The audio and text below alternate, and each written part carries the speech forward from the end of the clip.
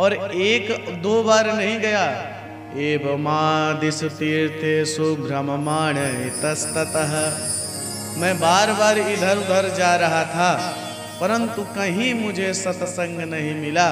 मैंने क्या देखा? पाखंड निरता संता विरक्ता सपरिग्रहा, कन्या विक्रयणो लोभा दंपती नाम च कलकनम। नारद जी कहते हैं कि हे सनकादिक ऋषियों, जब मैं इन तीर्थ क्षेत्रों में घूमने के लिए गया तो मैंने क्या देखा? पाखंड निरता संता, जितने कलयुग के संत हैं सब पाखंड में लीन हो गए हैं। अच्छा, पाखंड किसे कहते हैं? साहित्य में कहा जाता है पापस्य खंडः पाखंडः, जो पाप का ही एक खंड है वो पाखंड है। सारे संत पाखंड में निरत हैं। विरक्ता सपरिग्रह, नारद जी कहते हैं मैंने विरक्तों को परिवार सहित देखा। एक एक नारद जी विचार करके बताते हैं कि हे ऋषियों, मैं एक जगह सत्संग के लिए गया तो मैंने देखा कि एक बहुत बड़ा महल बना हुआ है। जब उस महल को हमने देखा तो हमें लगा कि ये कोई राजा का महल होगा, कोई बहुत बड़े सेठ का महल होगा। तो मैंने मार्ग में जाते हुए पथिकों से पूछा कि भैया ये महल किसका बना हुआ है? तो उस पथिक ने जवाब दिया कि महाराज, ये जो आप महल देख रहे हैं ना, जिसकी ये बड़ी बड़ी अट्टालिकाएं हैं, ये जो है त्यागी जी का महल है। बोलो राधे राधे। नारद जी ने देखा कि कलयुग में जो त्यागी हैं उनका महल बना है, तो आगे बढ़े। जब आगे बढ़े तो नारद जी ने क्या देखा कि एक घर में बहुत झगड़ा हो रहा था। तो पथिकों से पूछा भैया ये किसका घर है, ये इतना झगड़ा क्यों हो रहा है?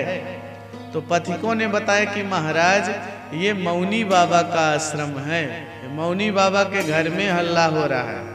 नारद जी ने सुना मौनी बाबा के यहाँ झगड़ा तो और क्रांति हृदय में मच गई। आगे बढ़े तो आगे क्या देखे कि 10-12 बच्चे खेल रहे हैं। तो नारद जी ने पथिकों से पूछा भैया ये किनके बच्चे हैं, ये इस प्रकार से खेल रहे हैं? कोई रथ आदि से इनकी टक्कर हो जाए, दुर्घटना हो जाए, इनके माता पिता कौन हैं? तो पथिकों ने बताया कि महाराज ये जो बच्चे हैं ये ब्रह्मचारी जी महाराज के हैं।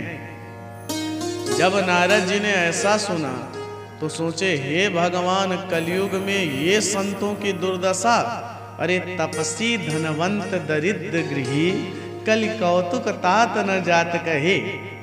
कलयुग में जो त्यागी थे, जिन्हें धन की आवश्यकता नहीं थी, वो तो करोड़ों का महल बनवा करके रह रहे हैं, बड़ी बड़ी गाड़ियों में घूम रहे हैं, एसी में घूम रहे हैं। परंतु जिन गृहस्थों को धन की आवश्यकता थी वो गृहस्थ तो दरिद्र होते जा रहे हैं। नारद जी ने ऐसा देखा कि संतों के यहाँ इस प्रकार से पाखंड व्याप्त है, तो सोचे चलो गृहस्थों के यहाँ चलते हैं जहाँ भगवान अवतार ग्रहण करते हैं। जब नारद जी गृहस्थों के यहाँ आए तो क्या देखते हैं? तरुणी प्रभुता गे श्याल को बुद्धिदायक,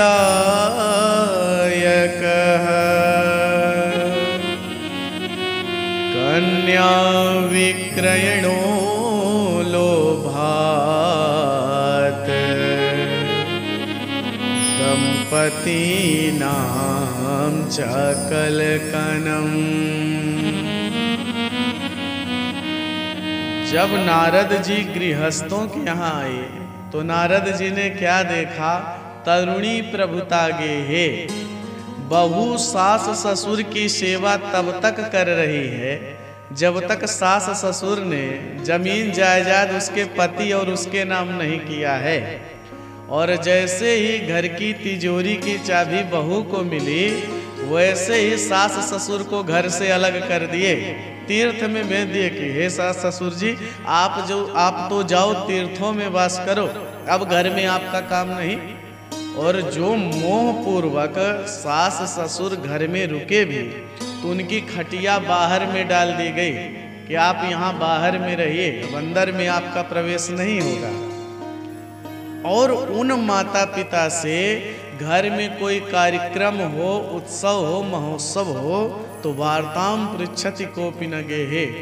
घर में कोई उन माता पिता से पूछता ही नहीं है कि पिताजी हम कैसे करें कैसे ना करें, आप बताइए। तो फिर पता कैसे चलता है? अरे घर में कोई कार्य हो रहा है तो कोई किसी से सलाह तो लेते होंगे। बोले हाँ हाँ, एक व्यक्ति से सलाह लेते हैं। किससे? बोले श्याल को बुद्धिदायका। जब घर में कोई कार्यक्रम होता है तो ससुराल से स्पेशल साले साहब को बुलाया जाता है। साले साहब बुद्धि देते हैं और साले साहब जो कह दें कि जीजा जी ये होना चाहिए तो घर में वही हो रहा है। तो जब नारद जी ने गृहस्थों के यहाँ ये विडंबना देखी तो नारद जी को जो शांति थी हृदय में वो भी क्रांति हो गई। नारद जी ने कहा कि मैं इधर उधर से अच्छा तो चलता हूँ वृंदावन, जिस यमुना पुलिन पे भगवान ने रास रचाया उसी यमुना पुलिन पे जाके भगवान का भजन करूँगा।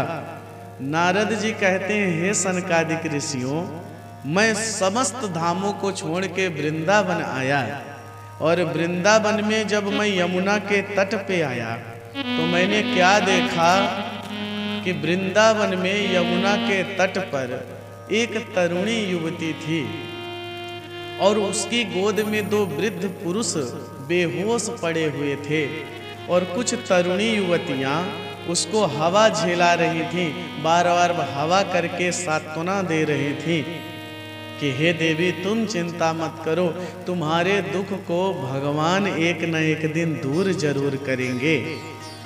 जब नारद जी ने देखा कि ये युवतियां रो रही हैं और इनकी गोद में 2 वृद्ध पुरुष लेटे हुए हैं तो नारद जी को लगा कि चलो चल करके इनके दुख को दूर करूं। तो नारद जी कहते हैं कि हे सनकादिक ऋषियों, मैं दुख दूर करने के लिए उस देवी के पास तक तो गया, लेकिन फिर मैंने सोचा कि देखो यहाँ सब स्त्रियां ही हैं, पुरुष कोई है नहीं। 2 पुरुष हैं, वो भी वृद्ध हैं, बेहोश पड़े हुए हैं। तो मैं प्रश्न पूछूं और कहीं माताएं गुस्सा न जाए कि ये बाबा तुमसे क्या मतलब, हम रोए चाहे हंसे, तुम क्यों आए हो? तो नारद जी कहते हैं कि हे ऋषियों, मैं उस देवी के पास तक तो गया लेकिन हमारी प्रश्न पूछने की हिम्मत नहीं पड़ी तो मैं फिर लौटने लगा। और मुझे लौटते हुए जब उस देवी ने देखा तो आवाज लगाई, भो भो साधो क्षणं तिष्ठ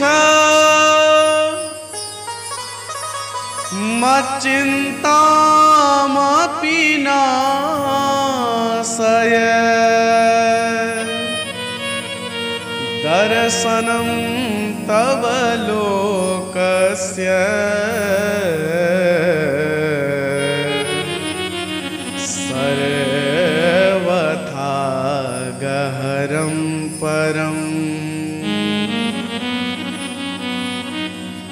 वो जो यमुना के तट पर देवी रो रही थी वो आवाज लगाई, भो भो साधो क्षणम तिष्ठ।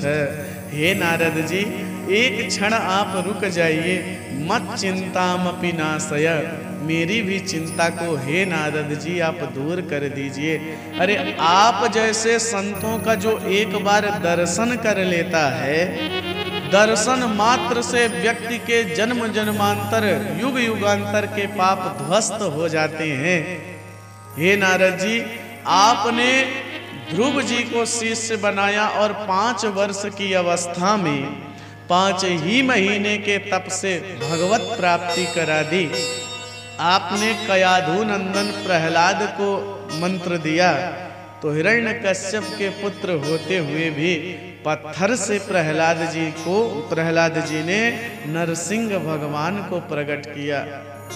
तो हे नारद जी, आप संसार की विपत्तियों को दूर करते हैं। मत चिंतामपि नाशय, मेरी भी चिंता को दूर कर दीजिए। जब ऐसा कहा उस देवी ने तो नारद जी पास में गए और बोले कि हे देवी, आप कौन हो और रो क्यों रही हो? और ये दो वृद्ध पुरुष बेहोश होके आपकी गोदी में कौन पड़े हुए हैं? और ये देवियां कौन है? के माँ जो आपको हवा कर रही हैं, ये सब कौन है? तब उस देवी ने कहा कि हे नारद जी, अहम भक्ति ऋतिख्याता इमौ में तरुणौ सुतौ ज्ञान वैराग्य नामानौ काल योगेन जर्जरौ। वह देवी कहती है कि हे नारद जी, अहम भक्ति ऋतिख्याता, मेरा नाम नारद जी भक्ति है। मैं दक्षिण भारत में पैदा हुई महाराज। भक्ति का जन्म दक्षिण भारत में हुआ।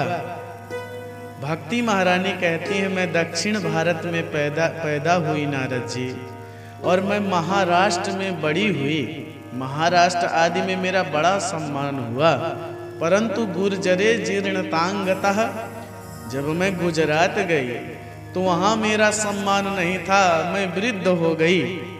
तब मेरे पुत्र ज्ञान वैराग्य मेरे हाथ को पकड़ करके मुझे वृंदावन में लाए, और वृंदावनस संयोगात जाता हम तरुणी नभा। जैसे ही मैं वृंदावन में आई तो मैं तो तरुणी हो गई नारद जी, परंतु मेरे जो दो पुत्र थे ज्ञान और वैराग्य, वो वृद्ध हो गए और मूर्छित होकर के गिर पड़े। ये दो वृद्ध पुरुष कोई और नहीं, मेरे ही पुत्र हैं नारद जी, इनका नाम ज्ञान और वैराग्य है। हे नारद जी बताइए, एक माँ भला कैसे प्रसन्न रह सकती है जिसकी गोद में उसके पुत्र बेहोश पड़े हों और वृद्धावस्था को प्राप्त हो गए हों? वो माँ भला कैसे प्रसन्न रह सकती है? हे नारद जी, आपने पूछा कि ये देवियां कौन हैं जो मुझे हवा कर रही हैं? हे नारद जी, ये देवियां कोई और नहीं, गंगा आदि नदियां हैं। कृष्णा, कावेरी, सरस्वती, ये सब नदियां हैं जो मुझे हवा करके कह रही हैं कि हे भक्ति महारानी, आप चिंता मत करो। अरे आपकी चिंता को दूर करने भगवान आएंगे। हे नारद जी, आपको बारंबार प्रणाम है, आप मेरी चिंता को दूर कर दीजिए। धन्य है नारद जी जिनकी भक्ति महारानी स्वयं स्तुति कर रही हैं और गा रही हैं। जयति जगति मायां यस्य कायाधवस्ते, जयति जगति मायां यस्य कायाधवस्ते, वचन रचन में हम केवलम चाकलैः, वचन रचन में हम केवलम चाकलैः। ध्रुव पदमपि यातो यत्कृपातो ध्रुवोऽयं, ध्रुव पदमपि यातो यत्कृपातो ध्रुवोऽयं, सकल कुशल पात्रं ब्रह्मपुत्रं नतास्मि, सकल कुशल पात्रं ब्रह्मपुत्रं नतास्मि, ब्रह्मपुत्रं नतास्मि। जयति जगति माया, जयति जगति माया, जयति जगति माया।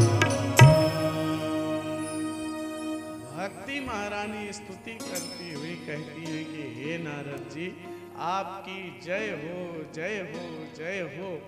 अरे आपने कयाधु नंदन प्रहलाद को भगवत प्राप्ति करा दी। देखिए, प्रायः पुत्र का नाम पिता से लिया जाता है कि ये फलाने के पुत्र हैं, परंतु पिता यदि नालायक हो जाए तो फिर वो माँ के नाम से जाना जाता है। यहाँ पर भक्ति महारानी ने हिरण्यकश्यप का नाम नहीं लिया, प्रहलाद जी का परिचय कराती हैं तो कहने कायाधवस्ते, कायाधु के जो पुत्र हैं वो प्रहलाद जी को आपने परम दिव्य गति प्रदान की। ध्रुवमपि, ध्रुव जी जैसे परम संत जो केवल 5 वर्ष के थे, आपने उन्हें द्वादशाक्षर मंत्र दिया और उनका परम कल्याण कर दिया। हे नारद जी, आपकी जय हो। क्या आप मेरी विपत्ति को दूर नहीं करेंगे? जब ऐसा कहा भक्ति महारानी ने तो नारद जी ने कहा कि हे देवी, आप चिंता मत करो। देखिए, आप सतयुग, त्रेता, द्वापर में बड़ी प्रसन्नता से रही, लेकिन हे माँ, अब द्वापर का अंत चल रहा है, कलयुग आने वाला है, इसलिए आपके ऊपर इतनी विपत्ति पड़ी हुई है। भक्ति महारानी ने कहा कि हे नारद जी, जब कलयुग में इतने अवगुण हैं तो फिर भगवान ने कलयुग को यहाँ पे आने क्यों दिया? नारद जी ने कहा, हे भक्ति महारानी, कलयुग में बहुत अवगुण थे, परंतु अस्ति एको महान गुणा। कलयुग में एक गुण बहुत अच्छा था, जिसके कारण भगवान ने कलयुग को रहने के लिए स्थान दिया। क्या गुण था? यत् फलं नास्ति तपसा न योगेन समाधिना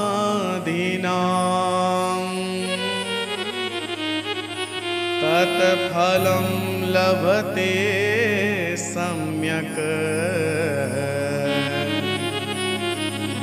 कलौ केशव कीर्तनात्।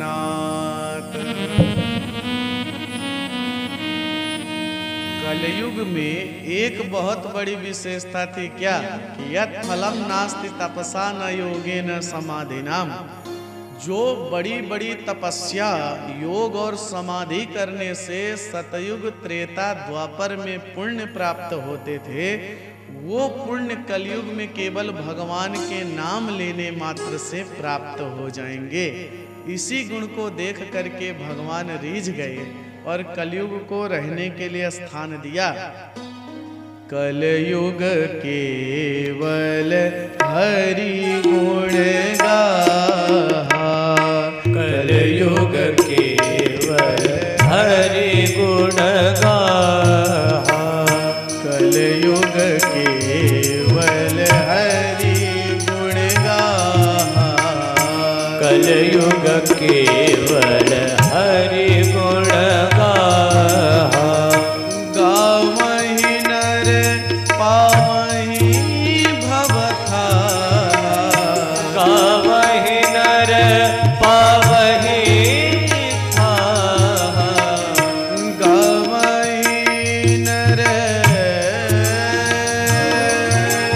गमधनि सा गमधनि सा गमधनि सा, गावहि नर पावहि भवथारा, गावहि नर पावहि भवथाहा।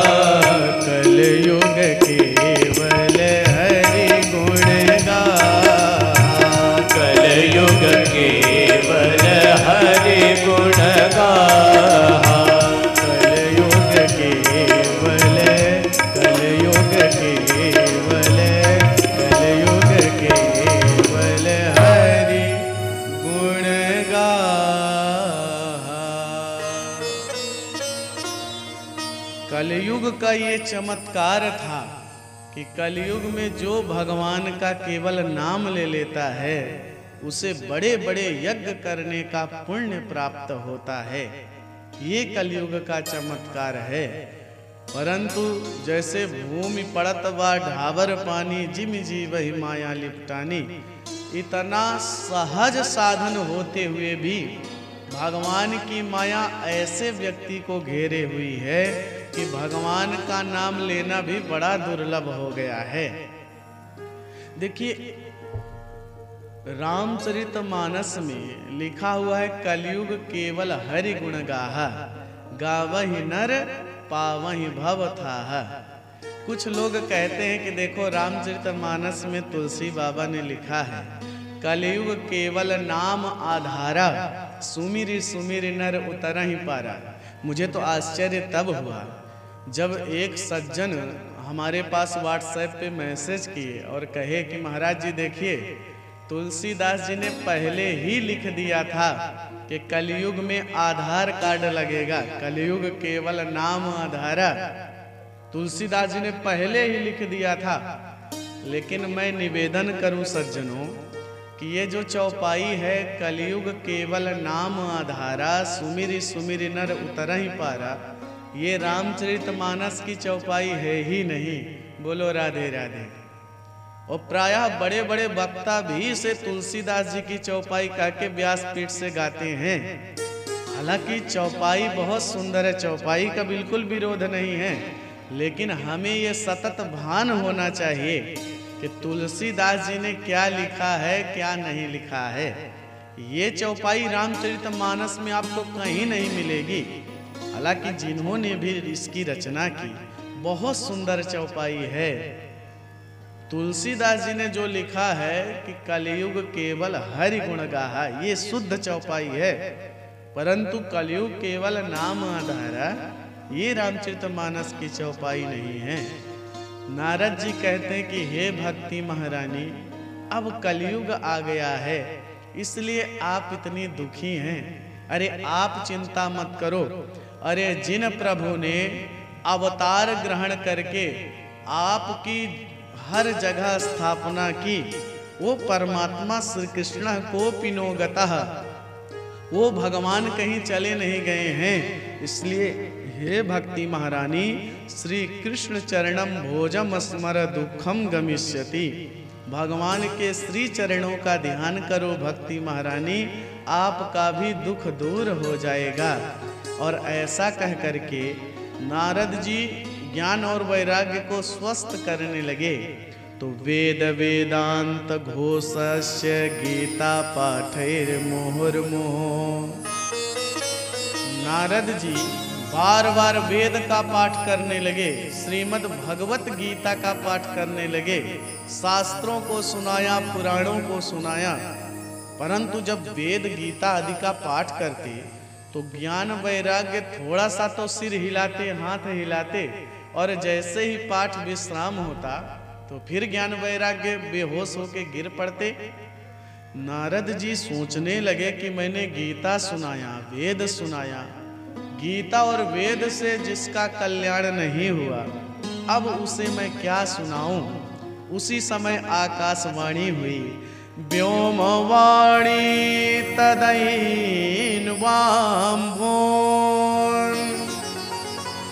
मारिसे खिद्यतामिति उद्यमः सफलस्तेयम् भविष्यति न संशयः। हे नारद जी, आप उद्यम करो, सत्कर्म करो।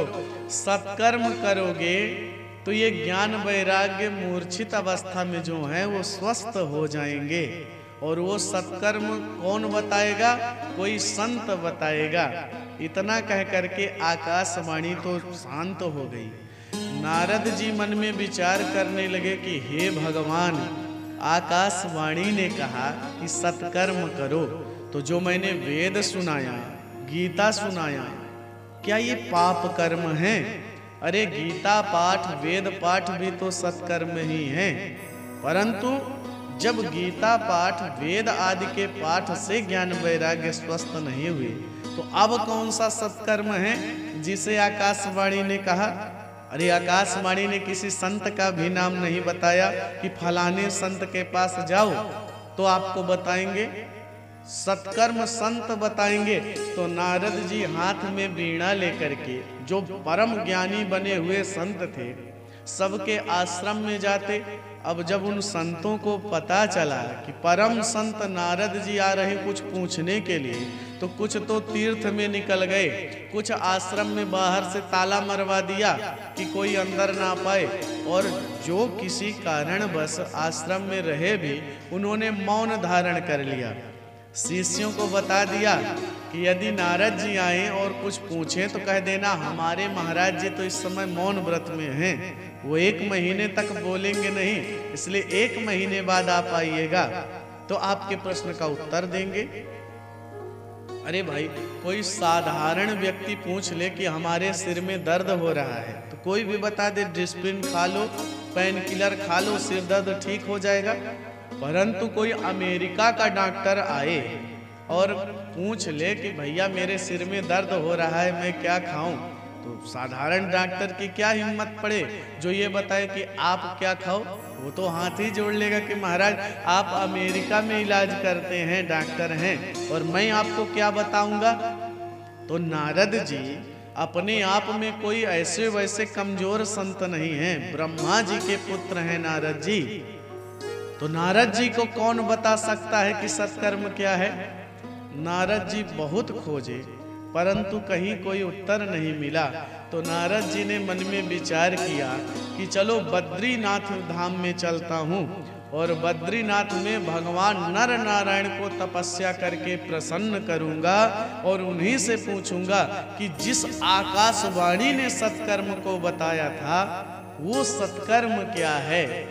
नारद जी सनकादिक ऋषियों से कहते हैं कि भैया आपने हमारे दुख का कारण पूछा, तो मैं इसीलिए बद्री विशाल में आया था कि सत्कर्म क्या है। अब मैं आपके चरणों में प्रणाम करता हूँ। हे सनकादिक ऋषियों, अब आप ही हमें बताएं कि सत्कर्म कौन सा है जिसे आकाशवाणी ने कहा था। अरे आप भी कोई साधारण संत नहीं है महाराज। ये शाम भूभंग मात्रेण द्वारपालो हरेतपुरा। आप तो इतने वीतराग संत हैं सनकादिक ऋषियों कि आप 5 वर्ष के हैं, परंतु पूर्वे सामपि पूर्वजम, पूर्वजों के पूर्वज,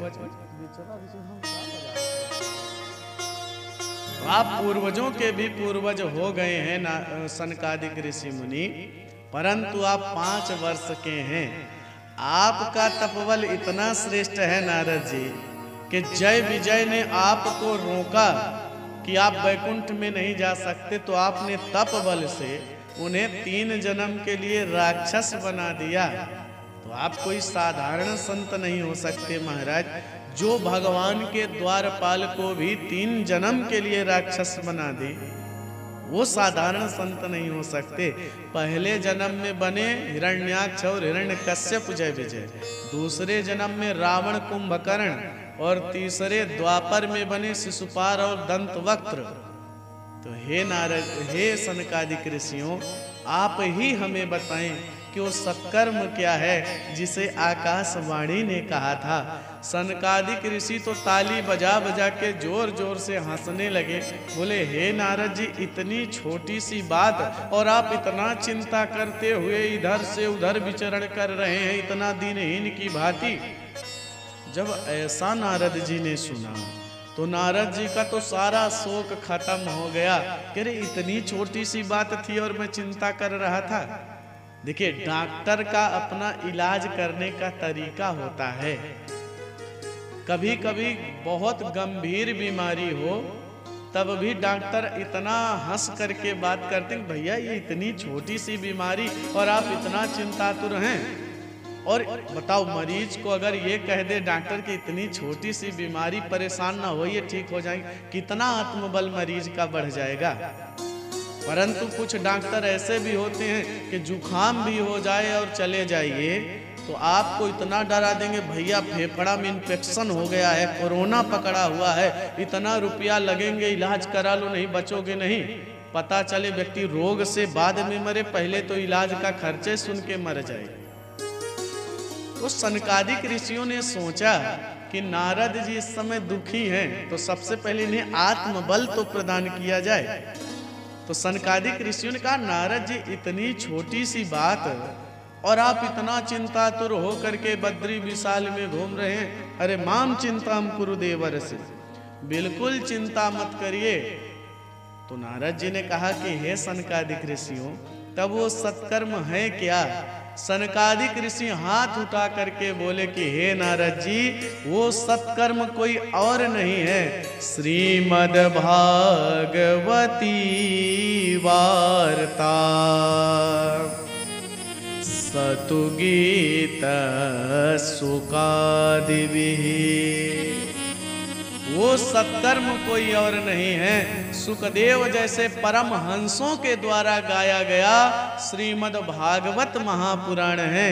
हे नारद जी, आप ज्ञान वैराग्य को श्रीमद् भागवत महापुराण की कथा सुनाइए, ज्ञान वैराग्य हृष्ट पुष्ट हो जाएंगे। जब ऐसा कहा सनकादिक ऋषियों ने, तो नारद जी तो उदास के उदास। तो सनकादिक ऋषियों ने पूछा कि नारद जी, हमारी औषधि पे आपको विश्वास नहीं है क्या? इतनी अच्छी औषधि बताइए और आप उसी प्रकार से उदास हैं।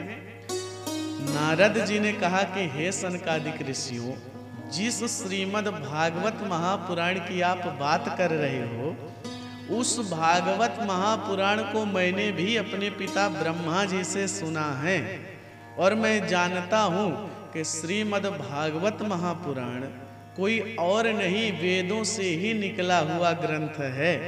वेदों के ही मंत्रों को श्लोकबद्ध छंदबद्ध किया है वेदव्यास जी ने, तो वेद से ही भागवत जी निकली हैं।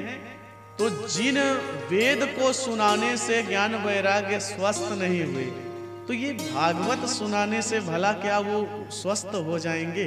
ये हमारे समझ में नहीं आता है।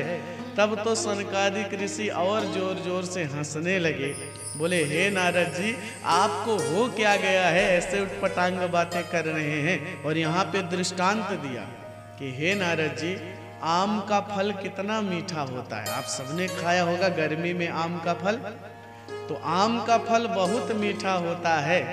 अब कोई ये सोचे कि जब आम का फल इतना मीठा है, तो जिस वृक्ष से ये आम निकला है वो वृक्ष कितना मीठा होगा, और आम को फेंक के वृक्ष को ही चबाने लगे तो क्या वो स्वाद आएगा जो आम के फल में स्वाद है? भले ही उसी वृक्ष से आम निकला है, परंतु जो स्वाद फल में होगा वो वृक्ष में नहीं हो सकता है। जैसे गन्ना के कण-कण में चीनी है, गन्ने को ही पेर करके शक्कर बनाई जाती है। अब उसी शक्कर से हम लोग मिठाइयाँ बनाते हैं, घर में चाय बनाते हैं। अब आपकी श्रीमती जी घर में चाय बना रही हो और कहें कि सुनिए जी, चीनी तो खत्म हो गई है, और आप कहिए चीनी खत्म हो गई तो क्या हुआ?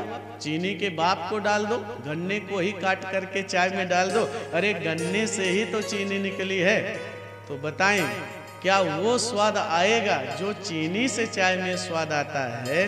वो गन्ना डालने से स्वाद कभी नहीं आने वाला है। अथवा दूध से ही दही, दही से मक्खन और मक्खन से घी बनता है, जिससे हम लोग दीपक जलाते हैं। अब आपके यहाँ घी खत्म हो जाए और आप स्वामी जी से कहो कि स्वामी जी घी खत्म हो गया, दीपक कैसे जलाएं? और स्वामी जी कहें कि अरे घी खत्म हो गया तो क्या हुआ? अरे अभी घी का बाप तो बचा है। अरे दूध से ही तो घी बना प्रक्रिया के द्वारा, तुम डायरेक्ट दूध ही डाल दो और दीपक जला लो। तो विचार करें, जिस घी से दीपक जलता है, जो दूध से निकला है, तो क्या दूध डाल के आप दीपक जला सकते हो? कभी नहीं जलेगा। सनकादिक ऋषि मुनि कहते हैं कि हे नारद जी, जिस प्रकार आम के फल में जो स्वाद आता है वो वृक्ष से नहीं प्राप्त होता है, जो शर्करा से स्वाद मिठाई आदि में आता है वो गन्ना के वृक्ष को डालने से नहीं आता है, जो स्वाद घी में आता है वो दूध में नहीं आता है, उसी प्रकार जो काम श्रीमद् भागवत महापुराण कर सकता है वो वेद भी नहीं कर सकते हैं।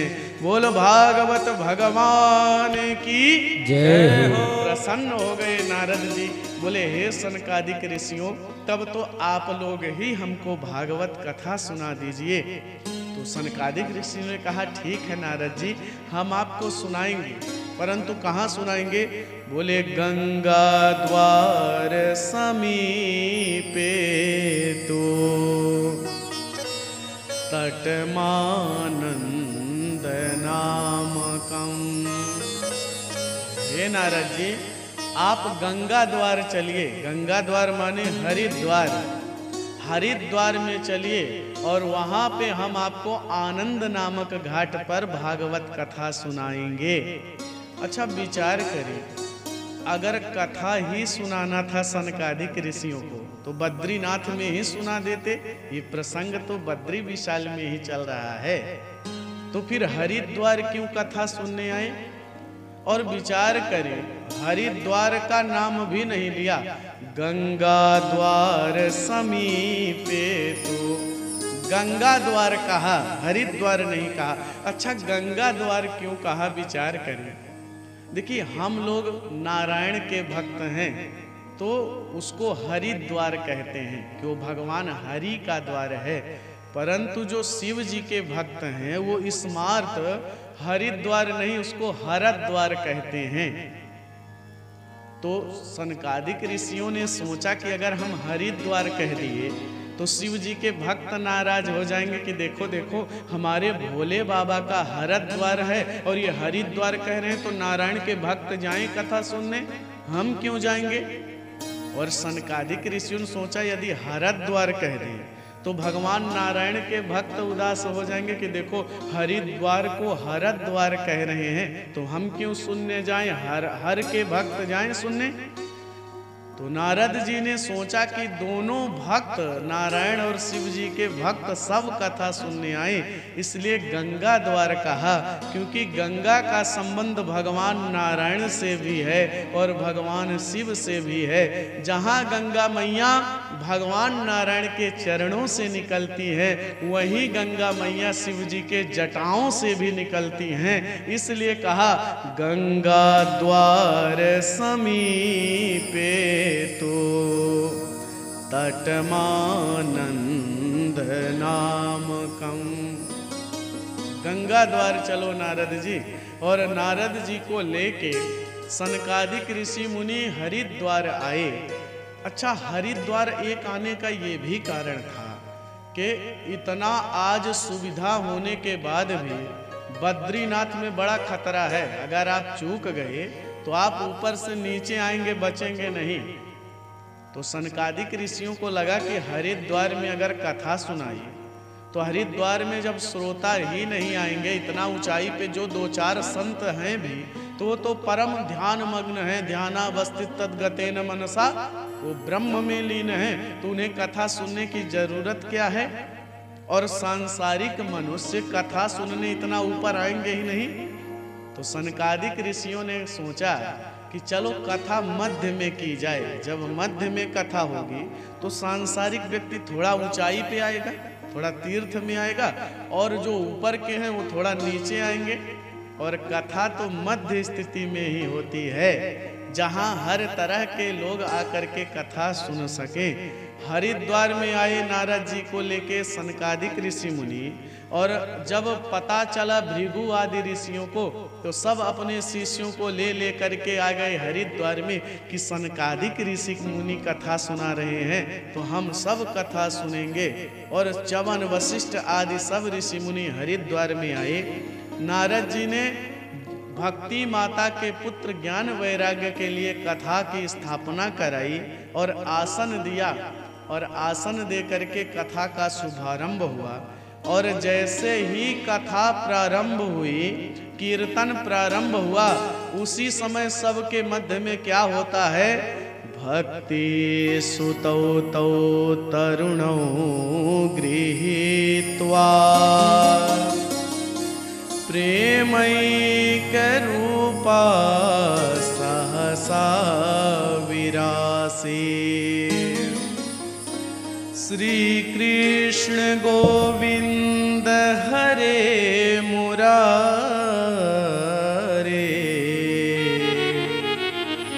नाथेति नामानि मुहुर् वदन्ति। भागवत कथा का शुभारंभ हुआ, कीर्तन प्रारंभ ही हुआ था। उसी समय भक्ति महारानी अपने पुत्र ज्ञान और वैराग्य को लेकर के प्रकट हो गई। ज्ञान वैराग्य रष्ट पुष्ट हो करके भक्ति महारानी के साथ दिव्य नृत्य करने लगे। भक्ति महारानी हे नाथ नारायण वासुदेव, हे नाथ नारायण वासुदेव करके उस सभा के मध्य में नृत्य कर रही हैं, कीर्तन कर रही हैं। आइए हम सब भी भक्ति महारानी के साथ कीर्तन करें, फिर आगे चलेंगे कथा यात्रा में। श्री कृष्ण गोविंद हरे मुरारे, हे नाथ नारायण वासुदेव। श्री कृष्ण गोविंद हरे मुरारे, हे नाथ नारायण वासुदेवा। श्री कृष्ण गोविंद हरे